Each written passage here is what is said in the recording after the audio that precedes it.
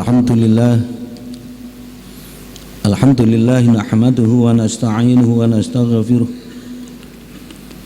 wa na'udzu billahi min syururi anfusina wa min sayyiati a'malina. May yahdihillahu fala mudilla lahu wa may yudlil fala hadiya lahu. Asyhadu an la ilaha illallah wahdahu la syarika lahu wa asyhadu anna sayyidana Muhammadan abduhu wa rasuluhu la nabiyya ba'dah. Allahumma shalli wa sallim wa barik ala sayyidina Muhammad wa ala alihi wa ashabi ajma'in. Amma ba'du fa ya ayyuhan nas ittaqullaha haqqa tuqatih wa la tamutunna illa wa antum muslimun faqad fazal muttaqun. Hadirin sidang jamaah Jum'ah rahimakumullah. Pertama, marilah kita senantiasa menjadikan puji dan syukur kehadirat Allah Subhanahu wa taala atas limpahan rahmat, taufik dan hidayahnya, berbagai nikmat dan karunia yang telah dianugerahkan oleh Allah Subhanahu wa taala kepada kita, sehingga sampai saat ini kita masih diberi umur oleh Allah, masih diberi kesempatan untuk hidup, masih diberi kemampuan, masih diberi kekuatan lahir dan batin, dan diberi kemampuan untuk menjalankan ibadah, yakni sholat Jum'ah. Mudah-mudahan amal ibadah kita diterima oleh Allah Subhanahu wa taala. Allahumma amin. Salawat serta salam mudah-mudahan tercurahkan pada baginda Rasulullah sallallahu alaihi wasallam, para sahabat, para tabi'in, para pengikutnya hingga kita semua. Selanjutnya, hadirin jamaah Jum'ah yang berbahagia, marilah kita berupaya untuk meningkatkan kualitas iman dan takwa kita kepada Allah dengan jalan melaksanakan apa yang menjadi perintah Allah dan Rasul-Nya dan meninggalkan apa yang dilarang oleh Allah dan Rasul-Nya. Apabila dalam hidup dan kehidupan ini kita senantiasa mensyukuri nikmat Allah, kita senantiasa berbekal iman dan takwa kepada Allah, insya Allah kita akan memperoleh kebahagiaan ketika kita hidup di dunia maupun kelak di akhirat. Selanjutnya, pada kesempatan yang baik ini, hari Jumat tanggal 18 Rajab tahun 1441 Hijriah, bertepatan dengan tanggal 13 Maret tahun 2020, saya yang kebetulan mendapatkan jadwal untuk menjadi khatib di masjid di rumah Allah yang mulia ini, saya akan menyampaikan satu topik sekaligus urun rembuk berkaitan dengan berita-berita yang memenuhi halaman media massa, TV dan lain sebagainya, yakni tentang merebaknya virus corona. Dalam konteks ini saya akan menyampaikan dari sisi bagaimana mensikapi menurut agama Islam. Mohon maaf, saya tidak akan berbicara dari sisi medis karena memang bukan bidangnya. Oleh karena itu saya beri topik mensikapi merebaknya virus corona atau COVID-19. Hadirin jamaah Jum'ah yang berbahagia, beberapa pekan ini dunia dikejutkan dengan merebaknya wabah corona atau COVID-19.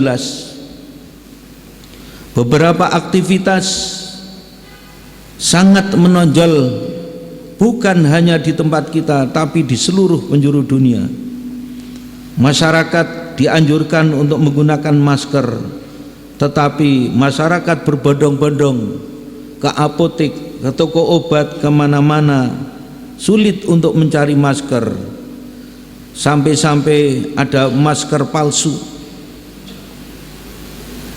Banyak aktivitas yang kemudian dihentikan, penerbangan, aktivitas-aktivitas berkumpulnya masyarakat, terutama pengerahan massa, bahkan sampai umroh pun kemudian ditutup. luar biasa. Hadirin yang berbahagia,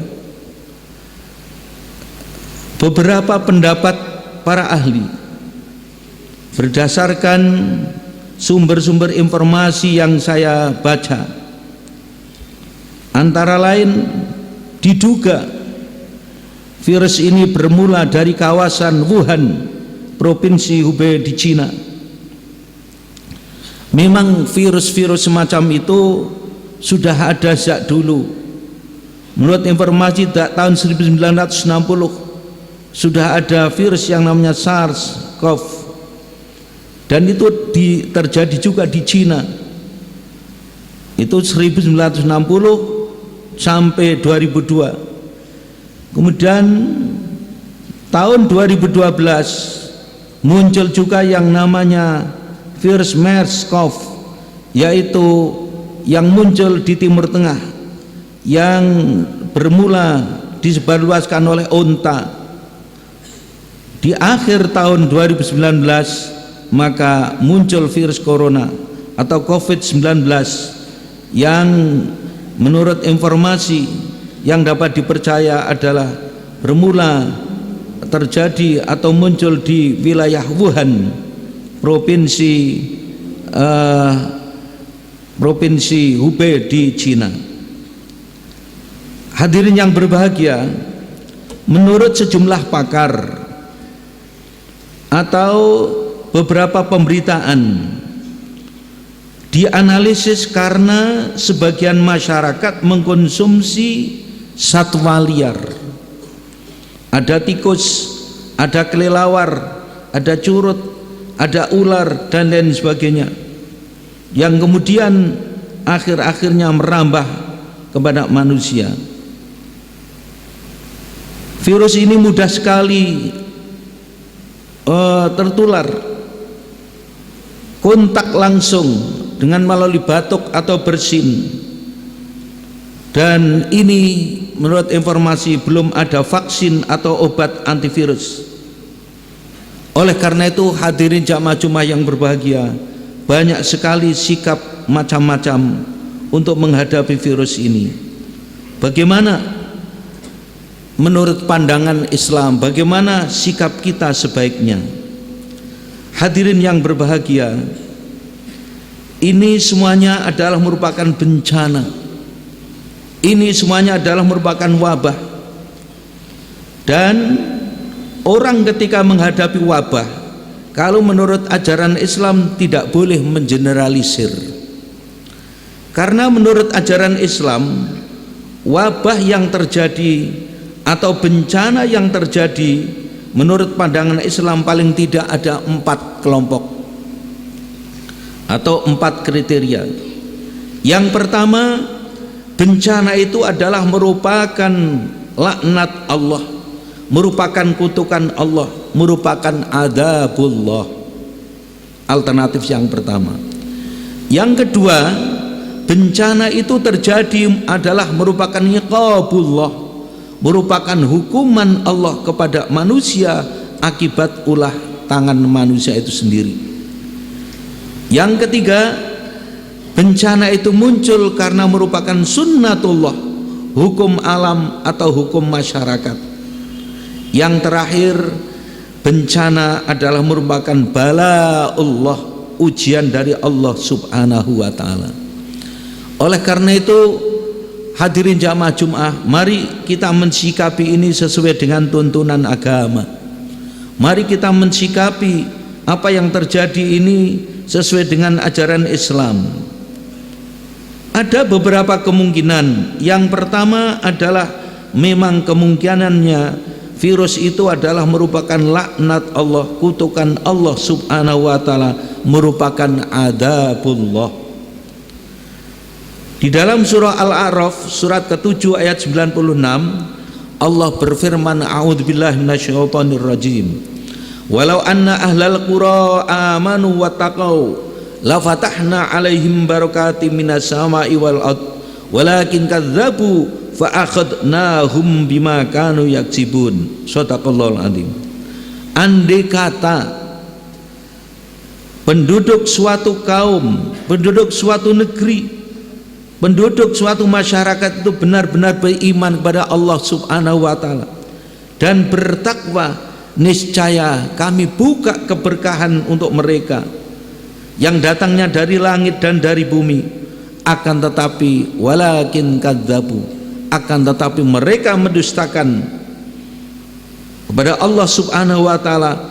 Maka apa kata Allah? Fa akhadnahum bima kanu yaksibun, maka kami siksa mereka lantaran ulah mereka. Mudah-mudahan kita tidak termasuk kelompok yang ini. Hadirin yang berbahagia, di dalam surah Al-Ahzab ayat 64 Allah berfirman, innallaha la'anal kafirina wa adalahum adaban sa'ira. Sesungguhnya Allah akan memberikan laknat kepada orang-orang yang kufur dan akan menyediakan untuk mereka siksaan yang pedih. Di dalam ayat lain surah Al-Ahzab 57 Allah berfirman, innalladzina yu'dzunallaha wa rasulah la'anahumullahu fid dunya wal akhirah wa adalahum adzaban muhina.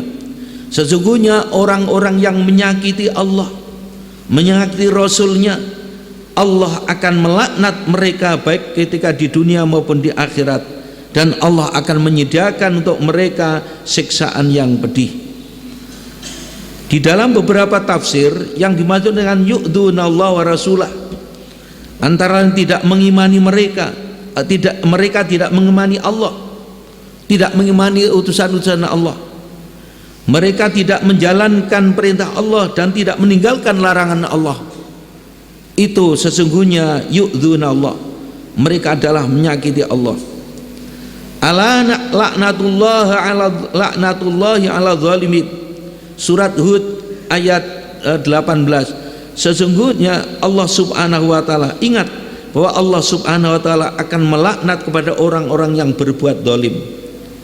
Masih banyak sekali ayat-ayat yang menjelaskan bahwa Allah akan menyiksa, akan memberikan laknat kepada orang yang kafir, orang yang zalim, orang yang banyak berdosa, orang yang banyak melakukan kejahatan, dan lain sebagainya dan lain sebagainya. Maka ketika Allah menimpakan musibah kepada orang-orang itu adalah merupakan azab, merupakan laknat, merupakan kutukan. Na'udzubillahi min dzalik. Yang kedua adalah merupakan iqabullah, adalah hukuman Allah terhadap ulah manusia itu sendiri. Di dalam surah Ar-Rum ayat 41 Allah berfirman, a'udzubillahi minasyaitonir rajim, zaharal fasadu fil barri wal bahri bima kasabat aydin nasi liyudhiqahum ba'dalladzi amilu la'allahum yarji'un. Telah terjadi kerusakan baik di darat maupun di laut lantaran ulah tangan-tangan manusia. Kemudian Allah menimpakan musibah, menimpakan bencana agar mereka sebagian mereka itu bisa merasakan apa yang mereka lakukan dan agar mereka kembali kepada Allah. Hadirin yang berbahagia, kalau banyak banjir, banyak longsor dan lain sebagainya, tidak menutup kemungkinan karena manusia membuang sampah sembarangan, karena pohon-pohon, karena hutan-hutan digundul, pohon-pohon ditebang dan seterusnya. Itulah akibatnya. Maka di sini Allah bukan memberikan azab tetapi iqab di dalam ayat ini. Yang ketiga, ketika bencana itu datang menurut ajaran Islam adalah merupakan sunnatullah, hukum alam, hukum masyarakat, ketetapan Allah. Ayat-ayat yang menjelaskan tentang sunnatullah di dalam Al-Mujam Al-Fahros halaman 367, di sana disebutkan ada 13 ayat. Antara dalam surat Al-Anfal ayat 38, Al-Hijr 13, Al-Isra 77, Al-Kahfi 55, Al-Ahzab 38, Fatir 43, Ghafir 85, Al-Fatah 33, Ali Imran 137, An-Nisa 26. Masih banyak ayat-ayat sekaligus serta penafsirannya, tapi dalam khutbah yang sangat singkat ini tidak mungkin ayat-ayat itu saya baca apalagi dengan penafsirannya. Silakan hadirin nanti melihat sendiri. Tetapi sebagai sampel Allah Subhanahu wa taala berfirman antara dalam surah Al-Isra ayat 62, walan tajida lisunnatillahi tabdila. Kamu tidak akan mendapatkan bahwa ketetapan Allah itu suatu pergantian. Al-Isra ayat 77, wala tajidu lisunnatina tahwila. Kamu tidak akan menemukan terhadap ketentuan kami adalah suatu perubahan. Walan tajida lisunnatillahi tahwila. Fatir 64. Jadi banyak ayat-ayat yang senada dengan itu. Memang itulah ketetapan Allah, merupakan hukum alam. Kalau sedang musim hujan ya terjadi hujan. Kemudian kalau di situ got-got parit-parit itu kemudian tersumbat, ya tentu saja akan banjir. Itulah hukum alam yang akan terjadi. Yang keempat, kemungkinan yang keempat adalah ujian, merupakan bala dari Allah Subhanahu wa taala. Allah berfirman di dalam surah Al-Baqarah ayat 155 sampai 157, a'udzubillahi minasyaitonir rajim. Walanabluwannakum bisyai'in minal khaufi wal ju'i wa naqsim minal amwali wal anfusi wat tamarat wa basyiris sabirin alladzina idza asabatum musibatun qalu inna lillahi wa inna ilaihi raji'un ulaika alim salawatu min rabbihim rahmah wa ulaika humul muhtadun. Sungguh akan kami uji mereka, kamu sekalian, dengan sedikit rasa takut, lapar dan kekurangan harta dan jiwa serta buah-buahan. Berilah berita orang-orang yang sabar. Siapa mereka yang sabar? Alladzina idza asabatum musibatun qalu inna lillahi wa inna ilaihi raji'un. Yaitu mereka yang apabila ditimpa musibah dari Allah Subhanahu wa taala, mereka segera irja, mengembalikan segala urusannya kepada Allah, segera berdoa mohon untuk dijauhkan, kemudian tawakal kepada Allah Subhanahu wa taala dengan mengucapkan inna lillahi wa inna ilaihi raji'un.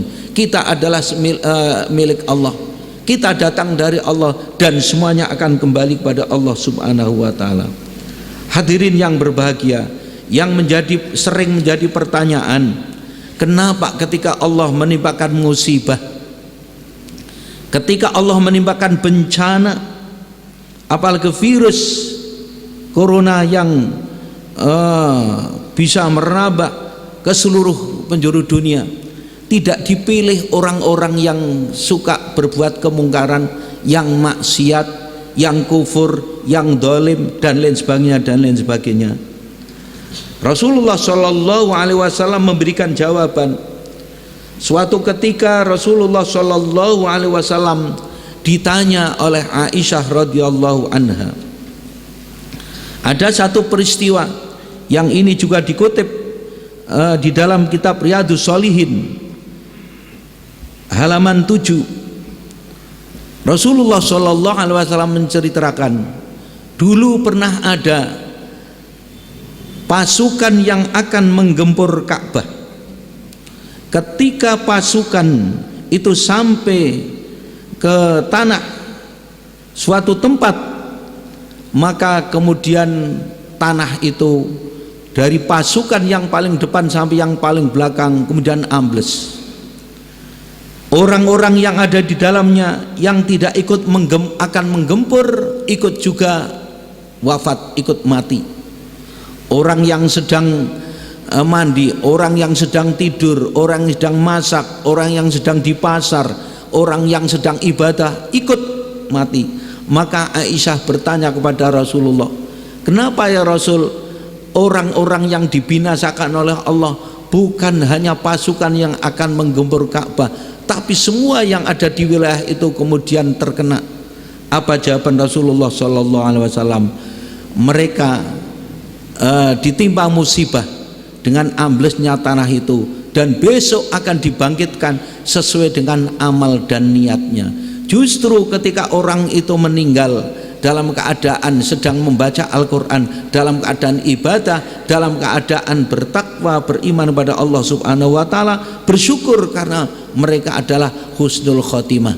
Disinilah jawaban Rasulullah Sallallahu Alaihi Wasallam. Oleh karena itu hadirin jamaah Jumat yang berbahagia, sekarang bagaimana kita mensikapi? Yang pertama, mari kita tetap ikhtiar mengikuti petunjuk orang-orang yang memang berkompeten dalam hal itu, terutama para medis, para dokter dan lain sebagainya. Kita tetap berusaha untuk menghindari, untuk waspada terhadap virus tersebut dengan cara kita mengikuti petunjuk, berobat, pakai masker dan menghindari, serta makan makanan yang kira-kira bisa mempertahankan tubuh kita. Sesuai dengan surat Ar-Ra'd ayat 11, Allah berfirman, innallaha la yughayyiru ma biqaumin hatta yughayyiru ma bi anfusihim. Allah tidak akan merubah nasib suatu kaum kecuali kaum itu sendiri yang berusaha untuk merubah dirinya. Oleh karena itu adalah keliru kalau kita sebagai umat Islam kemudian mendengarkan ada virus semacam itu yang sangat-sangat berbahaya, kemudian kita tawakal, tenang-tenang saja, nggak perlu pakai masker, tidak perlu datang ke dokter, tidak perlu kemudian kita berhati-hati. Kalau memang akan kena juga takdirnya kena. Kalau kita akan mati karena virus itu, ya memang sudah takdirnya. Itu adalah keliru. Berarti mengabaikan peringatan Allah surat Ar-Ra'd ayat 11. Yang kedua, kita jangan lupa kita semuanya milik Allah. Yang menciptakan virus juga Allah. Mungkin Allah akan memberikan peringatan kepada manusia-manusia yang congkak, yang sombong, merasa dirinya adalah berkuasa, tidak ada yang menandingi di dunia ini, entah itu yang ada di Amerika, entah itu yang ada di Cina, merasa dirinya adalah yang paling kuasa, ternyata diserang oleh virus yang sangat kecil, itu saja sudah lumpuh. Ini adalah sedang menunjukkan kekuasaan Allah.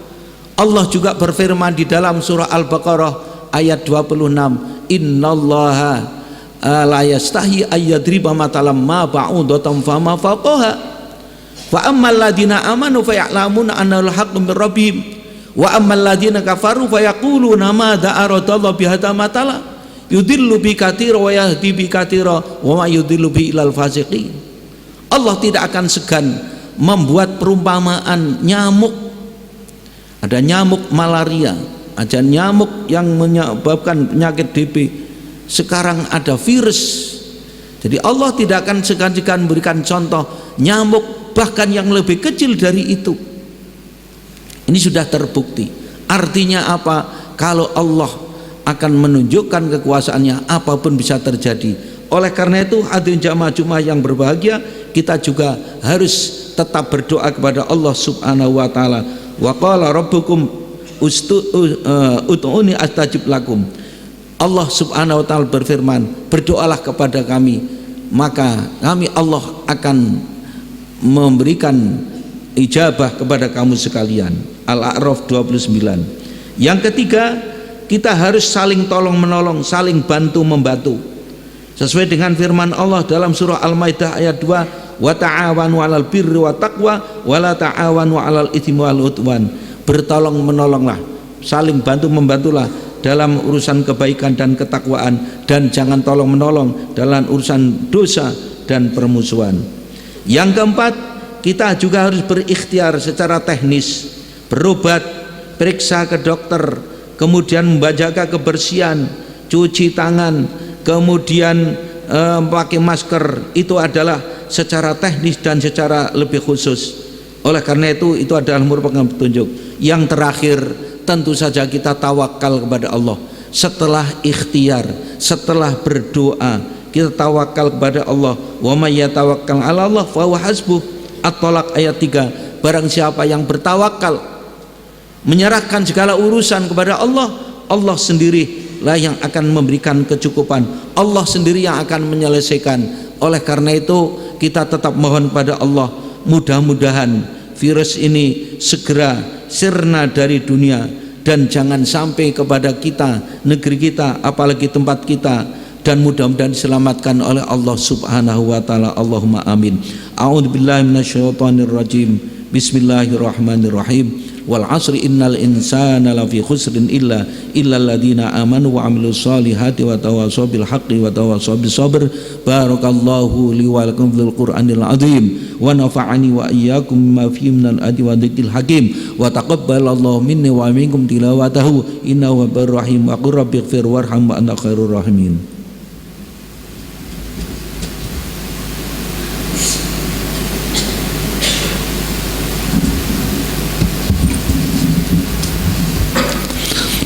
Alhamdulillahi Rabbil Alamin.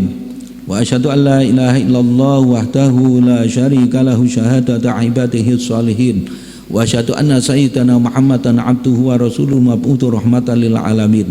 Allahumma shalli wa sallim wa barik ala sayyidina Muhammad wa ala alihi wa ashabihi ajma'in.